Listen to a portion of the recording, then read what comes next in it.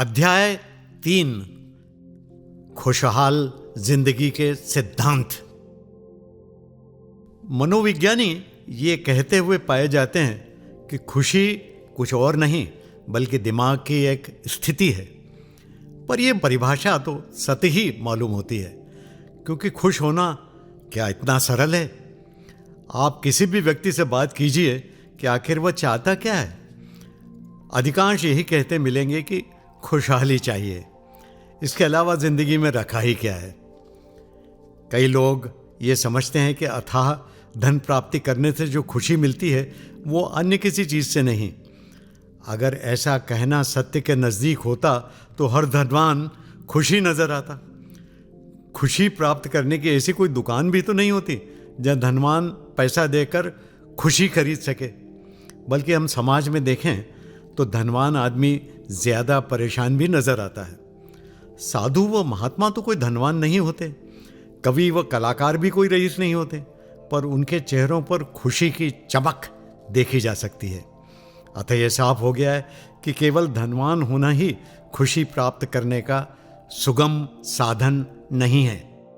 अगर हम ध्यान से सोचें तो पाएंगे कि खुशी को हम 3 मोटे हिस्सों में परिभाषित करके देख सकते हैं। पहला भाग है मौज मस्ती या भौतिक साधनों से प्राप्त की गई प्रसन्नता। दूसरा भाग है पसंद के कार्य से प्राप्त प्रसन्नता। और तीसरा भाग है कार्य में सार्थकता तलाश करके प्राप्त की गई प्रसन्नता। इन तीनों स्थितियों का विश्लेषण करना जरूरी है, क्योंकि तभी हम लंबे समय तक टिकने वाली खुशी को महसूस कर सकते हैं। प्रसन्नता या खुशी मापने का कोई थर्मामीटर तो होता नहीं कि माप कर बता सकें कि किस तरह के कार्यकलापों में हमें ज़्यादा खुशी प्राप्त होती है। आनंद कोई ऐसी वस्तु भी नहीं है जो किसी दुकान पर मिलती हो और हम 2 लाख रुपयों में 1 किलो आनंद खरीद सकें। रुपया और दौलत यहाँ अर्थहीन हो जाते हैं। यह तो यानी कि आनंद तो अनुभव करने की चीज़ है। भौतिक विलासों के जरिए प्राप्त आनंद क्षणिक सुख जरूर देता है, पर वक्त के साथ इस सुख की तीव्रता कम होती जाती है। अगर हमें गुलाब जामुन पसंद है तो शुरू में तो यह हमें स्वादिष्ट लगता है, लेकिन बार बार यही खाना पड़े तो हमारा मन उकता जाता है। बच्चों को हम सांप सीढ़ी या लूडो गेम खेलते देखते हैं। शुरू में बच्चे बड़े रोमांचित होते हैं, पर खेल खेल कर बोरियत महसूस करने लगते हैं। यही बात बड़े टेलीविज़न सेट, नए मोबाइल फ़ोन या एक चलचित्र को बार बार देखने से भी महसूस कर सकते हैं। यानी भौतिक सुख हमें क्षणिक आनंद तो ज़रूर देते हैं, पर यह खुशी अस्थायी होती है। डॉक्टर मार्टिन सेलिगन अमेरिका के ऐसे प्रख्यात दर्शन शास्त्री हैं जिन्होंने अपना पूरा जीवन सकारात्मक दर्शन शास्त्र व स्थायी आनंद की प्राप्ति के शोध में लगा दिया है। भारतीय वेदांत की तरह वह भी चाहते हैं कि आनंद जीवन का स्थायी भाव बने। यह सब कहना आसान है, पर ऐसी प्राप्ति मुश्किल है। इसीलिए वह कहते हैं कि भौतिक सुखों के आनंद का मोह छोड़कर कुछ ऐसा रचनात्मक करना चाहिए जो आपको पसंद हो। हम जिंदगी में ऐसे ही भटकते रहते हैं। कोई चित्रकार बनना चाहता था पर बन गया किसी होटल में मैनेजर। कोई क्रिकेट खिलाड़ी बनना चाहता था पर बन गया आर्थिक सलाहकार। कोई कृषि वैज्ञानिक बनने के सपने देख रहा था पर बन गया ऑटोमोबाइल शोरूम का संचालक। यानी हम में से अधिकांश वह काम कर रहे हैं जो हमारे दिल के नज़दीक नहीं है। हम भले ही ज़्यादा पैसा कमा रहे हों और इसी कारण समाज में बेहतर स्टेटस रखते हों, पर हम आंतरिक सुख या प्रसन्नता का अनुभव नहीं कर सकते हैं। अतः सेलिगमन कहते हैं कि हमें ऐसे काम का चुनाव करना चाहिए जो हमारे दिल को पसंद हो। मान लीजिए आप एक मशहूर टेनिस खिलाड़ी बनना चाहते हैं।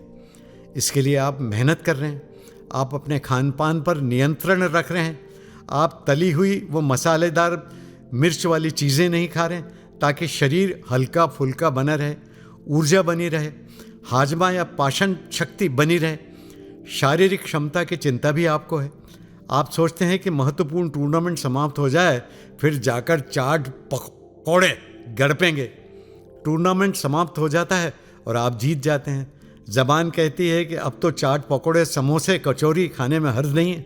आप जाती भी हैं, पर आपका मन अचानक पलट जाता है। तेल में तली हुई चीज़ों के नुकसान से आप परिचित हो चुके हैं।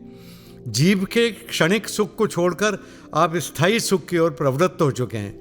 मतलब साफ है कि क्षणिक व वर्तमान तात्कालिक प्रलोभन से बचकर स्थायी फायदे की बात सोचना बुद्धिमानी भी है और अच्छी आदत भी। अतः डॉक्टर सेलिगमन कहते हैं कि अपने काम में अर्थ ढूंढ निकालना सबसे महत्वपूर्ण है सुखी जीवन के लिए। इसी अर्थ को ढूंढने को हम और भी ज़्यादा महत्व दे सकते हैं इसके बारे में गहराई से सोच विचारने के बाद। ये सच है कि मनुष्य चुपचाप नहीं बैठ सकता, उसके पास कुछ न कुछ काम ज़रूर होना चाहिए। फिर वह काम अपनी पसंद का हो तो आनंद की अनुभूति व तीव्रता बढ़ जाती है। पर तीसरी स्थिति होती है अपनी पसंद के कार्य में अगर परोपकार की भावना भी जुड़ जाए तो वह आनंद स्थायी भाव ले सकता है। आइए इसी को गहराई से समझने की कोशिश करते हैं। कई लोग दौलत कमाने व सुख सुविधा जुटाने को ही आनंद की प्राप्ति मानते हैं। कुछ लोग ये समझते हैं कि सफलता प्राप्त करना आनंद की प्राप्ति की सीढ़ी है, पर स्थायी आनंद ये दोनों उपलब्धियां भी आपको दे नहीं पाती है, क्योंकि सफलता के साथ अहंकार का आ धमकना भी एक स्वाभाविक प्रक्रिया है। विद्वान कहते हैं कि जीवन के कार्यों में अगर सेवा का तत्व भी जुड़ जाए तो ये जो आनंद प्रदान करता है ना, वो स्थायी या अमिट आनंद प्रदान करता है। किसी दर्शन शास्त्री ने कक्षा के विद्यार्थियों पर एक दिलचस्प प्रयोग किया। पहली बार बच्चों को एक चलचित्र दिखाने ले गए। बच्चे सिनेमाई पर्दे पर फिल्म देखकर गदगद हो गए। अगले हफ्ते बच्चों को वो एक गरीब बस्ती में ले गए जहाँ बच्चों को कपड़े व भोजन भी नसीब नहीं हो रहे थे। उन गरीब बच्चों को विद्यार्थियों द्वारा कपड़े वो भोजन दिलवाए। इस प्रयोग के 6 माह बाद दर्शन शास्त्री प्राध्यापक ने दोनों घटनाओं के बारे में विद्यार्थियों से जानना चाहा। कई विद्यार्थी जिन्हें चलचित्र देखना सुहाना लग रहा था, आज उन्हें उसकी विषय वस्तु भी याद नहीं आ रही थी, जबकि गरीब बच्चों के लिए भोजन व कपड़ों की व्यवस्था करके प्राप्त संतोष की बात हर कोई कह रहा था।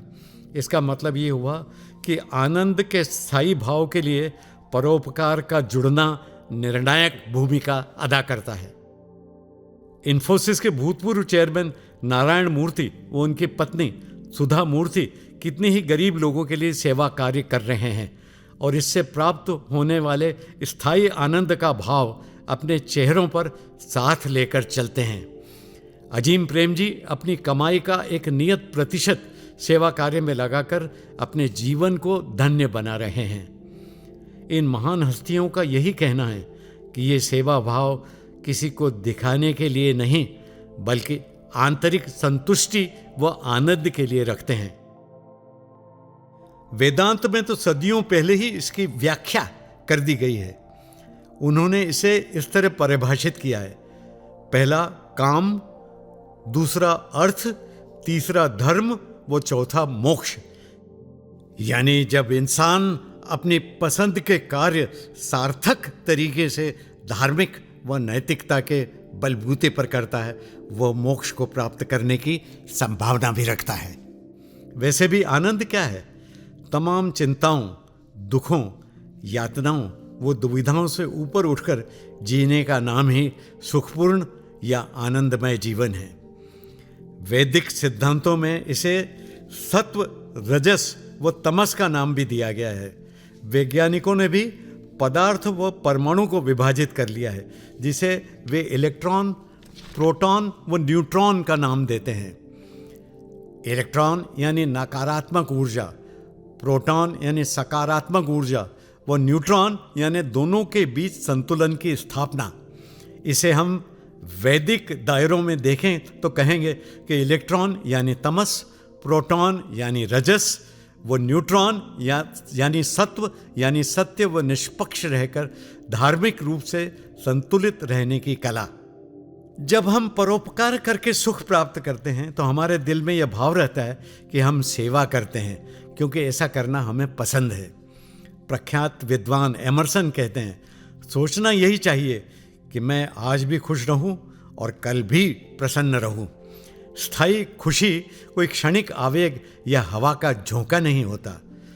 परोपकार को करते वक्त ज़रूर हमें कुछ प्रयास करने पड़ते हैं, पर अंततः हार्दिक प्रसन्नता व अमिट खुशी ज़रूर मिलती है।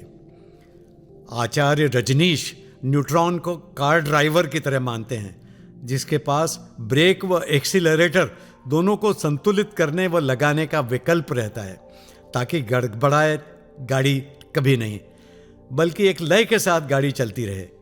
जीवन में चरम सुख के लिए यह संतुलित लय प्राप्त करने की आवश्यकता है। इलेक्ट्रॉन यानी ब्रेक या रुकावट या तमस, प्रोटॉन यानी रजस यानी गति व आवेग, न्यूट्रॉन यानी सत्व दुखों के अंधकार को दूर करके नैतिक कार्य करते हुए संतुलित ढंग से जीवन जीने व प्रसन्नता प्राप्त करने का सही तरीका। बाधाएं आती हैं, पर परम सुख के लिए इन बाधाओं को पार करना होता है। ये हमारी क्षमता के लिए भी एक चुनौती है। हमें असीम प्रसन्नता व खुशी या आनंद प्राप्त करने के लिए शुरुआती बाधाओं की चुनौती को स्वीकार करते आना चाहिए। इसलिए हमें अपने काम में ही अर्थ ढूंढने होंगे और इस अर्थ में ही नैतिकता व धर्म का समावेश करना होगा। मोक्ष प्राप्त करने की मनुष्य की आदिम इच्छा का यही एकमात्र विकल्प है, जिसे गले लगाना अनिवार्य है।